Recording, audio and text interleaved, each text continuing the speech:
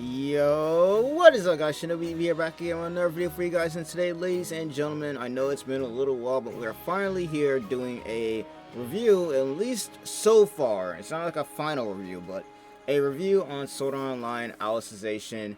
Oh no, not Alicization Licorice, but Last Recollection. Oh my god, bro, my brain's still tired. I just did 3 17-hour shifts in a row because military life, bro. You already know how it is, bro. And considering I'm about to get deployed next year, the upload schedule is gonna be all over the place, so it is what it is. But either way, gonna be doing this whole entire review, at least on the game so far. I have, like, as of right now, over 100 hours in this game, if I'm correct.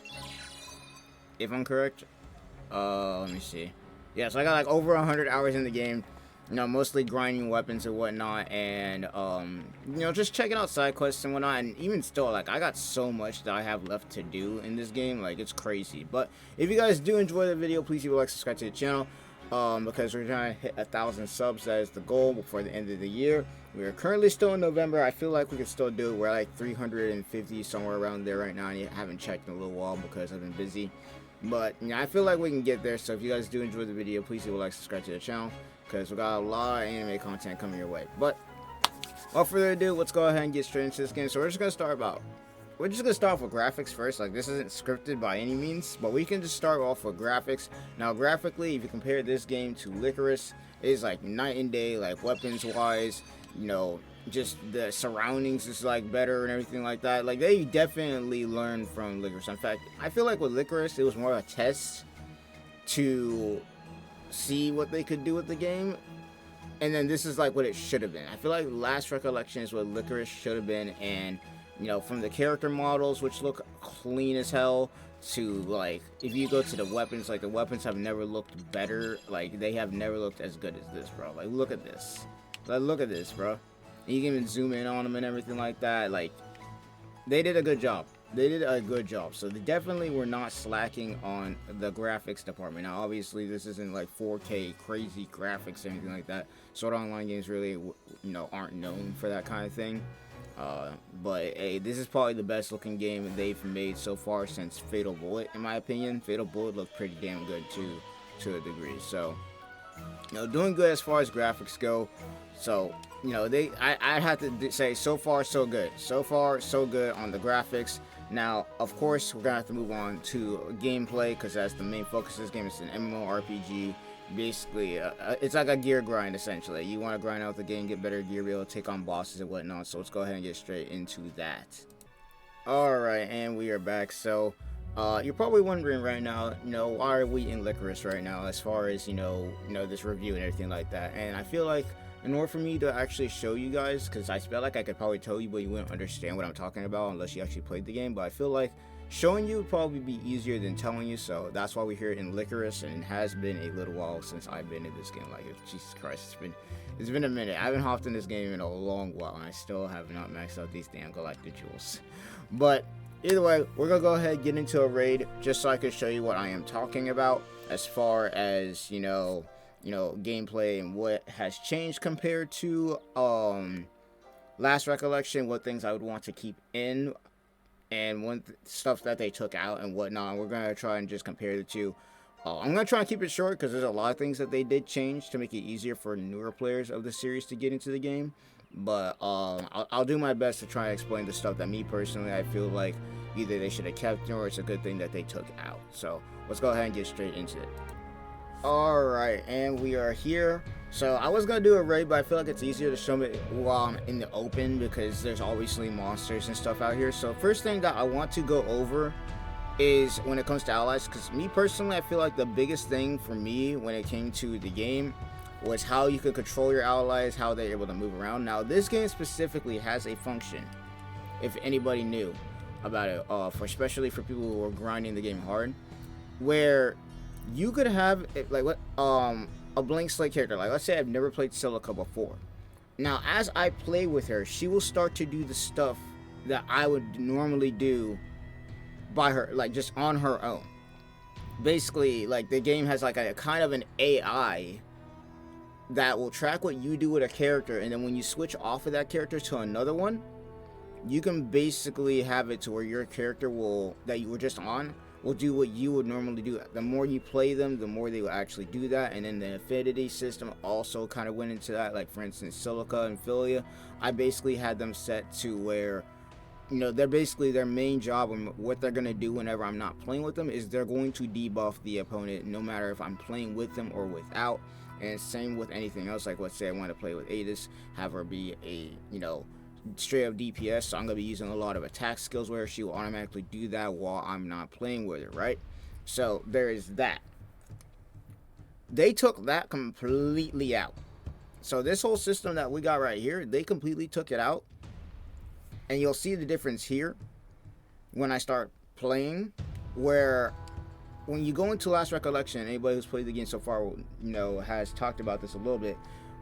Your AI will basically kind of not really do anything on their own when you're in a raid or anything like that, or even just fighting regular monsters. Versus in this game, the AI will basically attack and do all the stuff, even if I just stand here and do absolutely nothing. And I'm just gonna show you an example of that with this right here. So we're gonna go over here to this small little boss here, just so it doesn't take us long. And then all I'm gonna do is I'm gonna hit this Desert Lynx. Right? I'm gonna hit this Desert Lynx and the AI on its own is gonna start attacking. Now watch this. And they died instantly. Never mind. I forgot these things are not high level. Let's start with this. But okay, as you can see, Silica is doing her thing, right? Philia is doing her thing. All the AI are basically doing what I basically talking. Like, they are taking the boss down or this creature down by themselves without me doing anything. They took that completely out. And they replaced it with a different system to where you can have them. It's more I would say it's more precise because you get to control their actions directly. But at the same time, you already know, because they have the gauge system in the game. Basically, when you want to use your super arts or whatnot, like that whole system, they have it to where it takes up the ally gauge for that in order to do it, which is weird. Versus if I wanted to, for instance, like let's say I was playing as my own character here, and let's say I wanted to switch to somebody else, maybe I have a debuff or a certain set on them, and I just wanted to switch off of them, I could just do it just like that.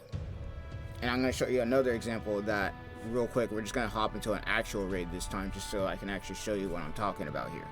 Be right back.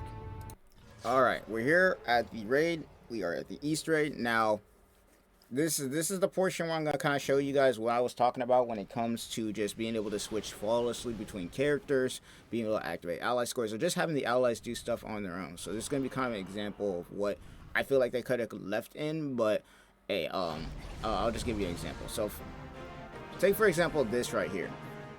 I basically have it to where if I want to, like let's say I was attacking or something like that, I could basically have it to where I could basically select them.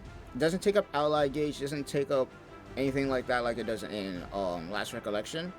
Like I could just have them select the skill and they will do that on their own, or they'll just do it because I have them set up to do it that way.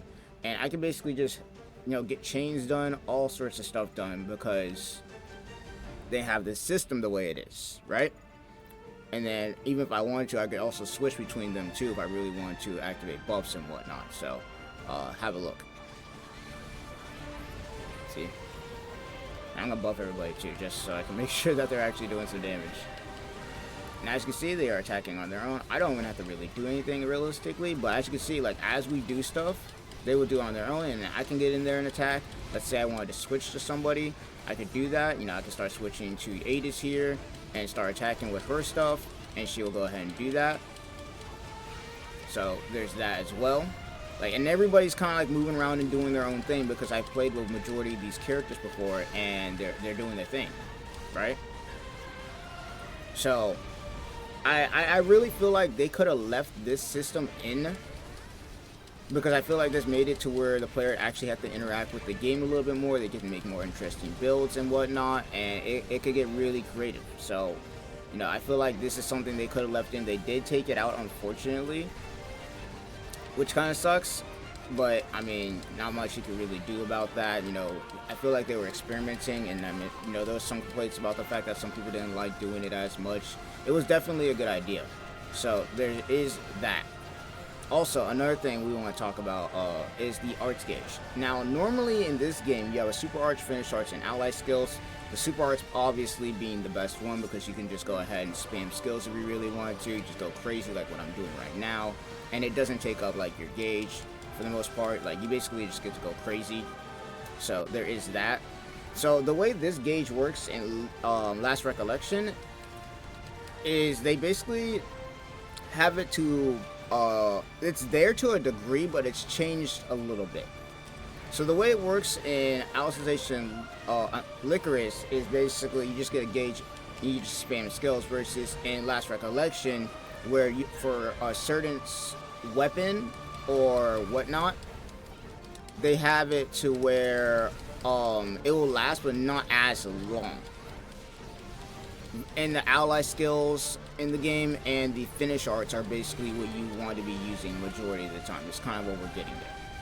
So it's a little bit different with that. I feel like they could have just left the super arts alone, but at the same time they do have like 13 weapons when it comes to, you know, going into Last Recollection. So I feel like they wanted to experiment and see what they could do with that and whatnot. So maybe they were experimenting, but I feel like with at least my review of Last Recollection so far, I feel like one thing they should have left in is the ability to be able to, you know, go ahead and, you know, switch your characters whenever you like and whatnot, and be able to, you know, have them act on their own. Because in Last Recollection, which I'm about to show you here, this is basically what it looks like afterwards. Be right back. Alright, and we are back. So like I said earlier, basically the whole AI system that they had in Licorice, they did take that out, and they replaced it with basically the way super arts work in this game is, you see that sword on the side, right, where it says tactical arts, change control character, increase some bleeds inflicted. That is basically the super arts system in this game, right? And as for finishing arts, the way that works is if you want to use finish arts in here, basically the only way you're able to use them, as you can see, is the ally skills. So there are two different ways that it works in this game. So when that whole entire bar is glowing like it is right now, you automatically, if you push RB and LB, be able to use a ally skill, which is basically replace the super arts a little bit as far as when it comes to damage. In fact, if anything, when it comes to online and taking out bosses, the main thing that a lot of people do when it comes to this game is down the boss, hit it with Mind Break, obviously, and then everybody uses their ally skills. So the ally skills have been buffed in this game, along with, of course, your just own personal arts in this game as well. And there's even like a secret one that I forgot what it is called, but there's one where it's with certain characters, because you're playing as Kirito, you can hit like a dual skill. So that's also a thing. So all those have been buffed. But the way it works is that bar is full, you use your ally skill, but there's also the finishing skill, which is right after you down, that I'm going to show you they can use. But the thing that they changed is basically your AI, you can control them more with the skills you see on the side, right? So I have them set with these skills right here. If you go to your tactical arts, to where if I push X on this, for instance, on my own character, they will automatically go ahead and do all of what I have here. Right? So that's a thing, which, I mean, that was a thing in Licorice as well. But the difference is since they don't have the super arts and the ally gauge and everything connected this time, they will not, I would say, move on their own and do it, like do what you would normally do if you were playing as that character. And I'll kind of show you guys an example real quick, because it's a little bit weird, and I still haven't figured out to this day how to make them attack on their own. Like, there are some times where they will, once again, like post-action, sometimes they will go ahead and do certain things, but they won't just like do it like I'm just to stand in place and do something. They won't use their skills, and I'm going to show you that. And that's, I feel like, one thing that they should have kept. But, you know, you'll see what I'm talking about when I go down here. I'm going to just use this boss down here as the example. So, let's go down here. But, yeah, definitely feel like something that they should have left in was that. But, let's go down here. Got some wayfarers. But, alright, so let's go ahead and fight this. So, I'm going to do exactly what I did before in Licorice. where normally I would just be able to stand here and they would just do their own thing, because I have played with these characters a lot in this game. Obviously I have over 100 hours in the game with it, but you're gonna notice a difference here. So let me go ahead and get this started. So I hit them. Now they are doing the buffing and everything that I would normally have them to do, right? But outside of that, you're not really getting anything. Like, they will attack manually, like with their basic attacks every once in a while, but that's all they will do. They won't actually activate their skills unless I manually switch to one of them and do it myself. And I feel like that's, once again, one thing that I feel like they should have left in. Now, granted, this new system that they have in, as far as buffing yourself and buffing your team, now that, I will say, they really improved on. In fact, it makes it easier even for some people to do it, right? But I feel like they should have left that in, because basically at this point, outside of buffing, which is what I have them usually doing, because I have it set to where after a certain amount of time they'll either put my buffs back up or whatnot, then they'll go ahead and do that. But outside of that, they won't really do any attacking on their own unless it's like, I guess sometimes after a normal skill or something like that, they'll go ahead and do it, but it's not as often, right? And you probably be saying, oh, maybe be the affinity, but with majority of the characters that I have usually on my party, especially somebody like Xenon, Yuju, Alice, or anything like that, you can see that even though they didn't take out the affinity system completely, they took out some features, but they didn't take out others. I'll go over that later. But my affinity system, as far as that goes, actually, I don't think it'll let me scroll. Will it let me scroll? No, it won't let me scroll. But I have them at affinity 5, so not only should they be acting on their own, but if I was to play with them normally like I would in Licorice, they would just do stuff on their own a lot more frequently than they do in this game. So I feel like that's one thing that either we just haven't figured out yet, or something that they just should have left in.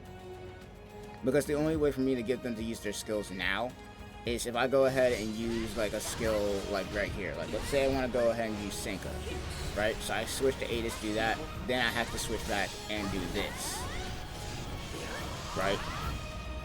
So that's a thing. So that's one thing I feel like they should have left in, but at the same time with the tactical arts, that is something that they have kind of improved on. So it's like they took one step forward and then also took one step back at the same time.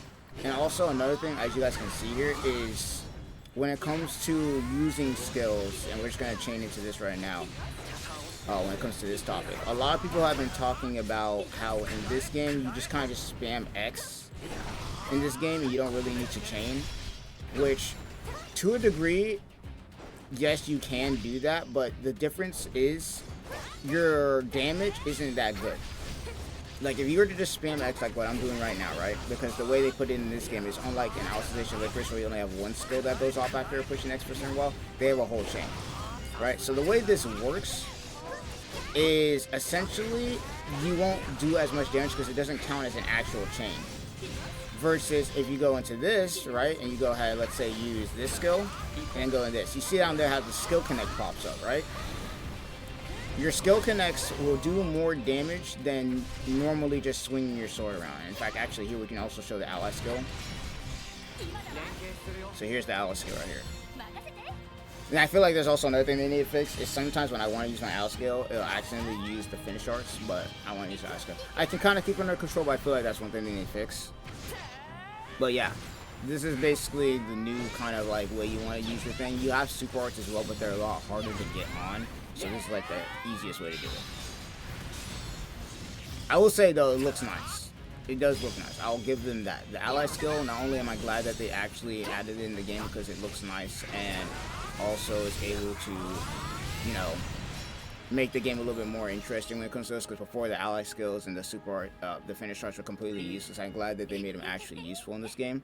So there's that. So that's kind of like some things I just wanted to knock out of the way. So there is that. And also, for anybody wondering how super arts work, is as you can see down here, I have my awaken, and if I want to go ahead and spam skills without having to use any SP, all I had to do is hit my right joystick. Or actually, hold on. Is it my left? Is it? Oh, it's my left joystick. My bad. Let's see. No, it is my right. Am I doing this right? Hold on. I am doing this right? I just need to hit this, or do I have to be fighting something? Maybe I have to be fighting something. Let me see. maybe, let me see. Maybe I have to be fighting something for this to work. Did I hit something? Why am I moving so slow? Am I dumb? I must have been hitting something.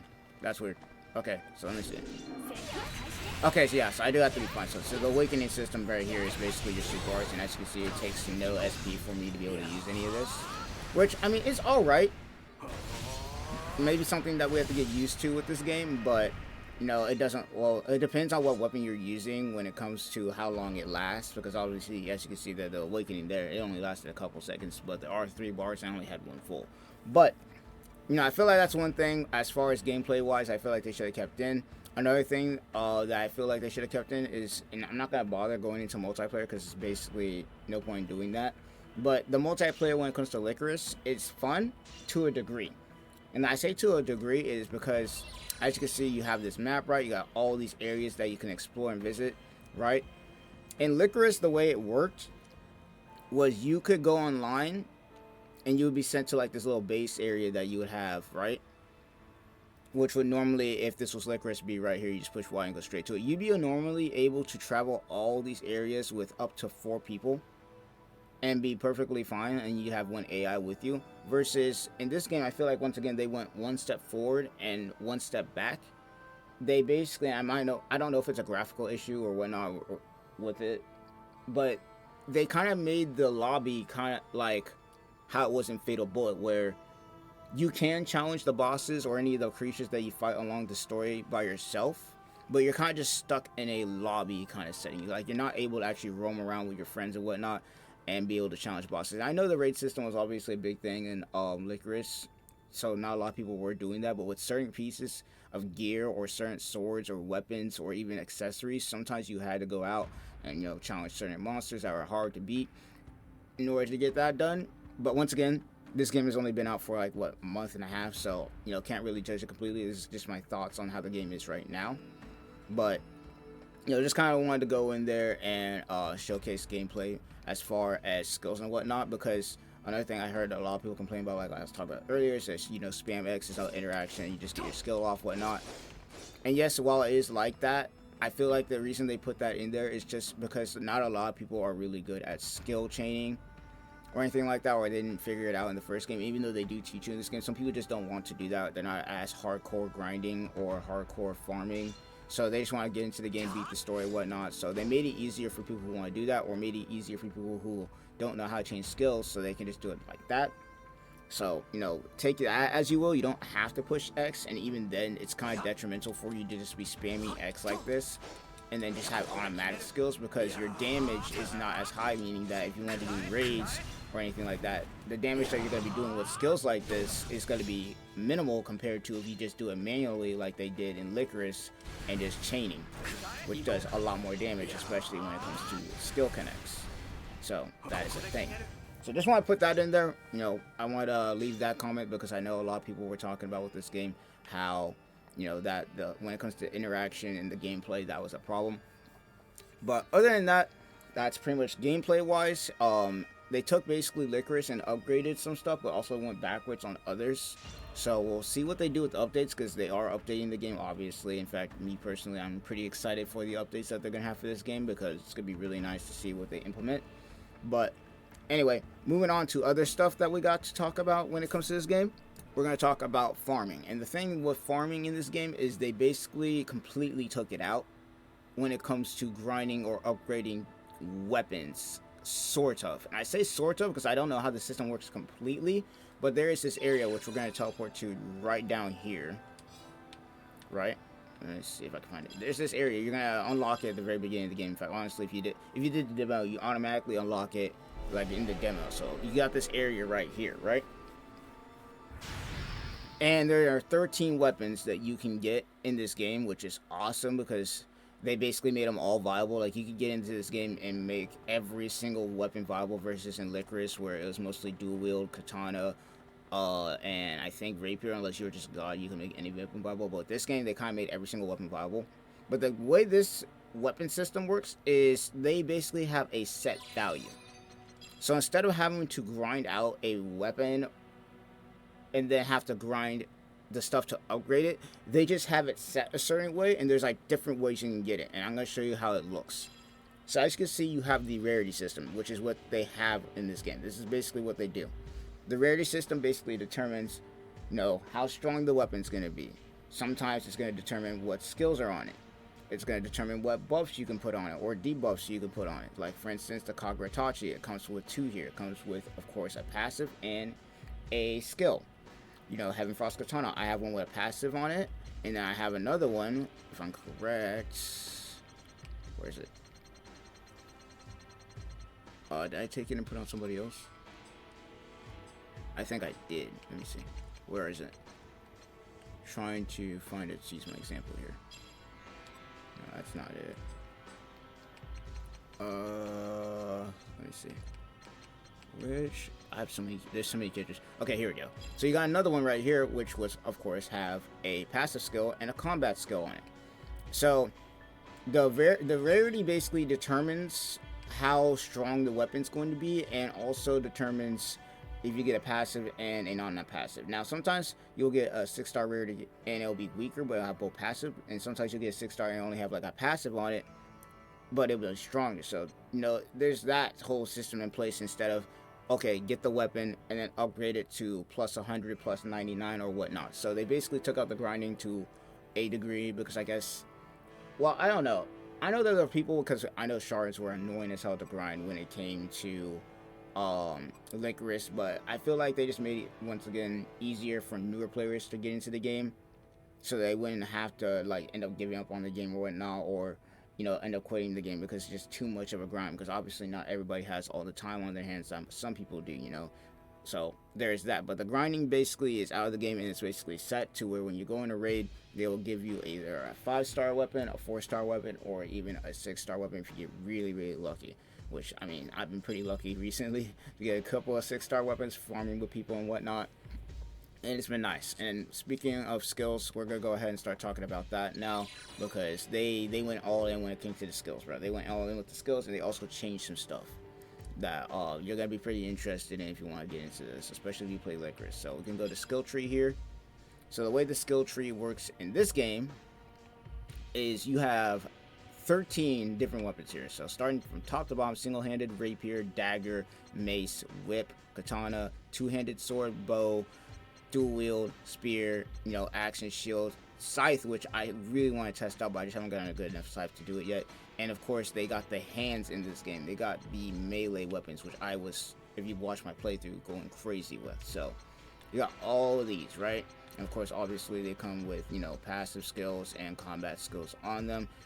But the main thing that I like about this game is you can set not only these skills to it, but if you go to your skill palette, the sacred arts in this game, you can basically set them to your skills.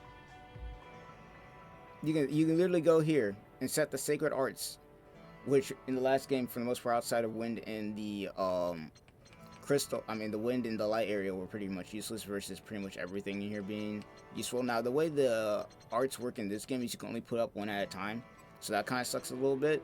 Like, for instance, if I was to go into Xenon and put up the crystal area, and then I was trying to set up another area with my character, it would automatically cancel out the crystal area, so that kind of sucks a little bit.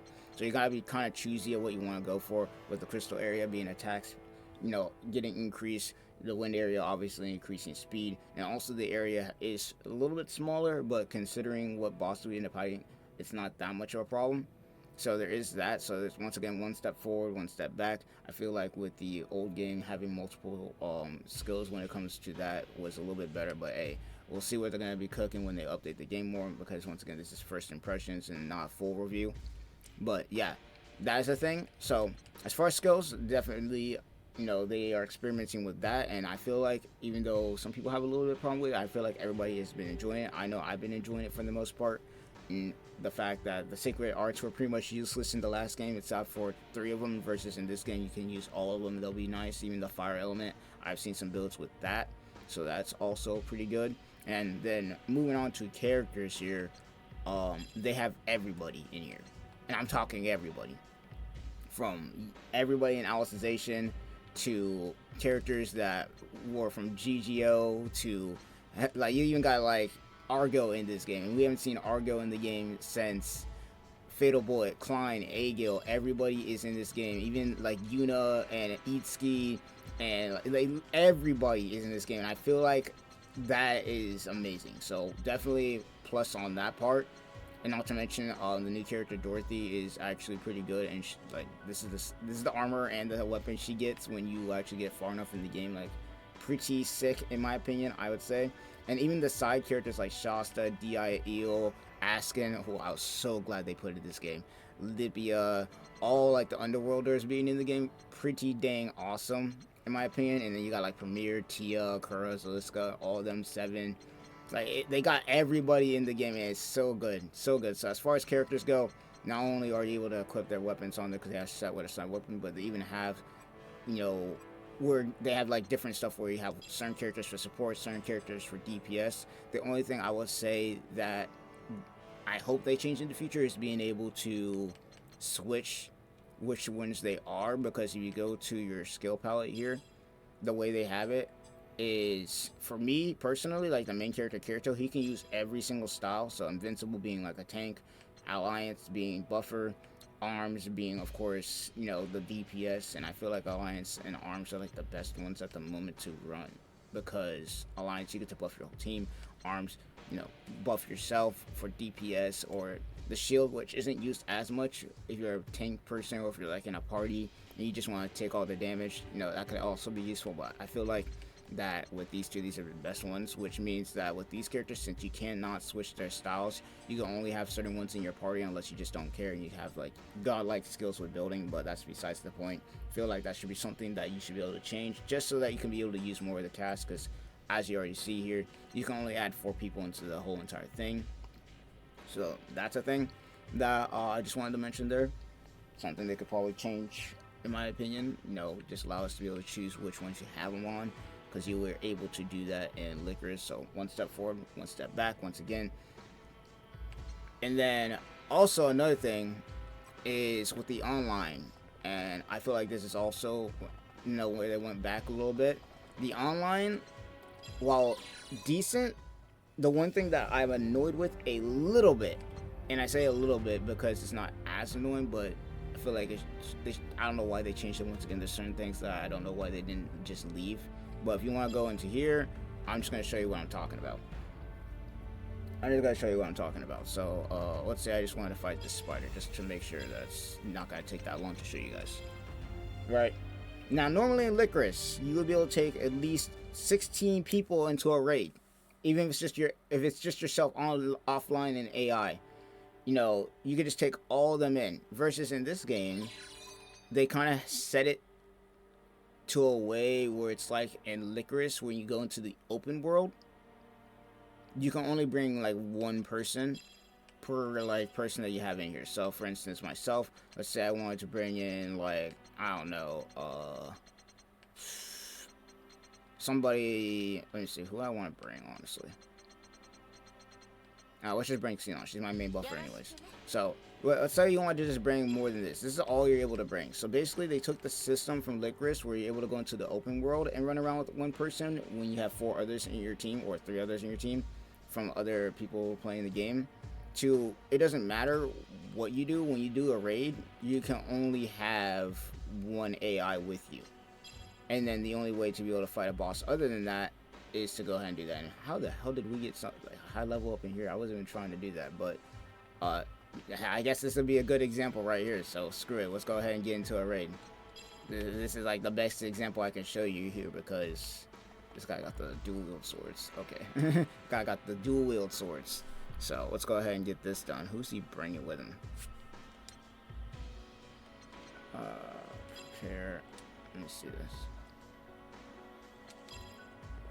Let me see this.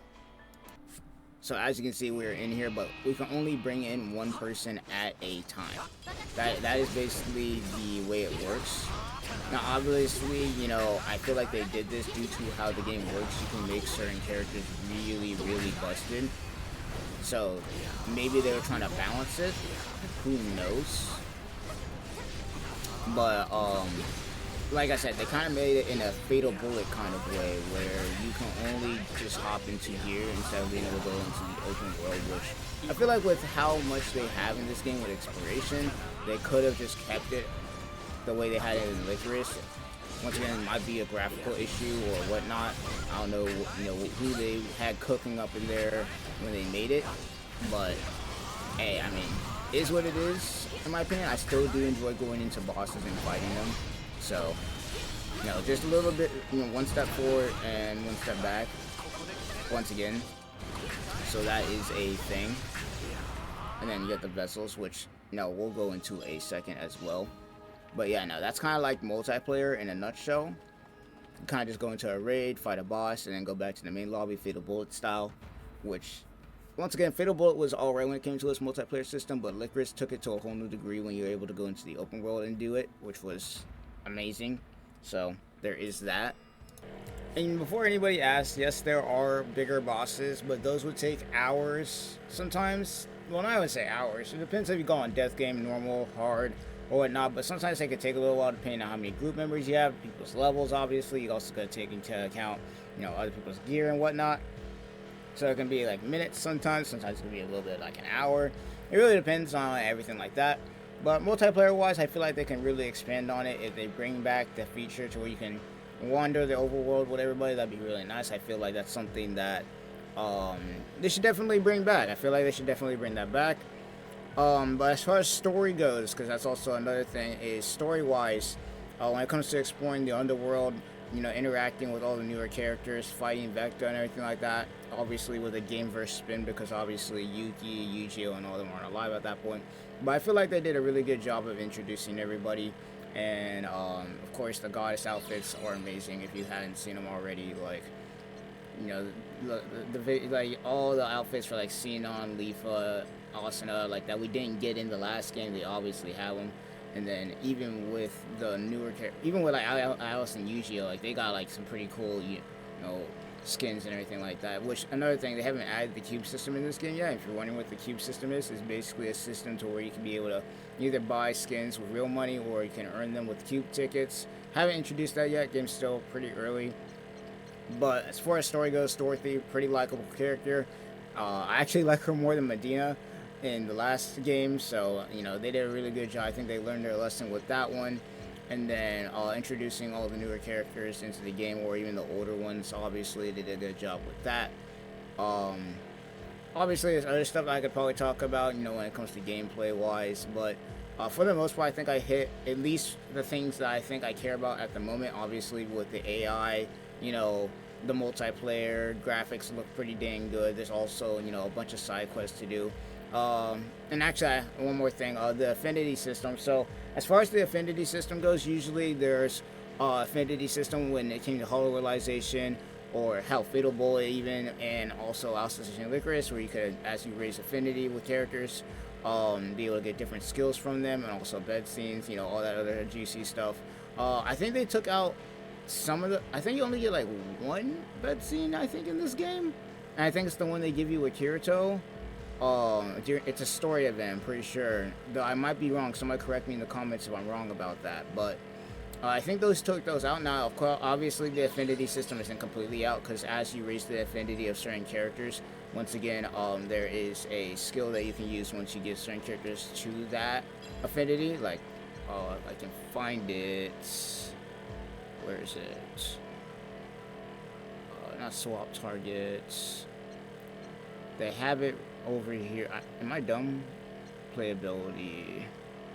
Unison arts. There you go. I just get with certain characters there are unison arts that you can use. So those are pretty dang interesting. Once again, they increased the damage for finish arts, team arts and all that. So really cool there that they did that. But at the same time, they took out the fun stuff that I really like enjoying doing. But that's a little bit of a tidbit.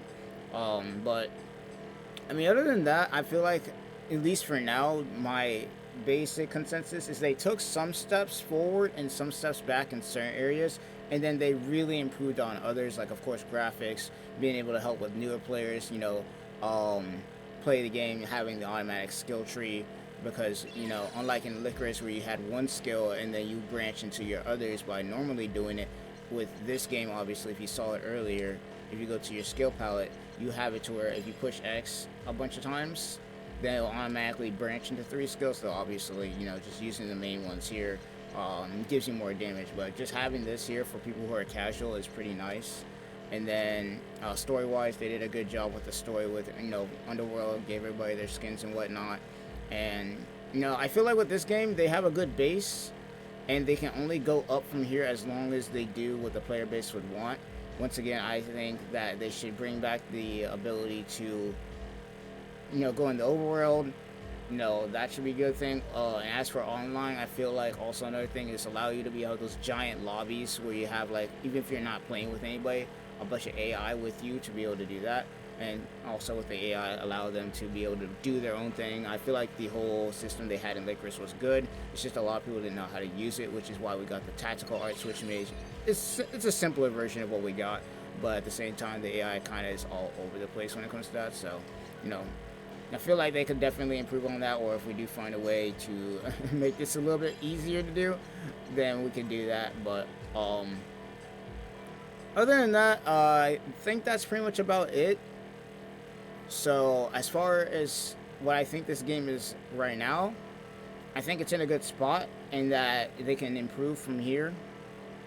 I want to know what you guys think down in the comments down below if you guys do have this game. I know a lot of people like Fatal Bullet. In fact, Fatal Bullet, in my opinion, is like the #1 SAO game, but this game does have the potential to go up there, in my opinion. But other than that, that's pretty much going to be it for me. As the game gets updates and whatnot, we will be playing them, and then as the game ends, you know, as all games do, I feel like that we'll have our real good review there. But other than that, so far so good. So, well, for this, ShinobiEevee signing off. You know, a little bit longer than I wanted the video to be. It's a 40-minute video here, but I feel like I covered at least all the stuff that I care about, you know, for the most part, when it came to Licorice and then transferring over to this game. But I want to know what you guys think, and I'm going to get out of here. Peace.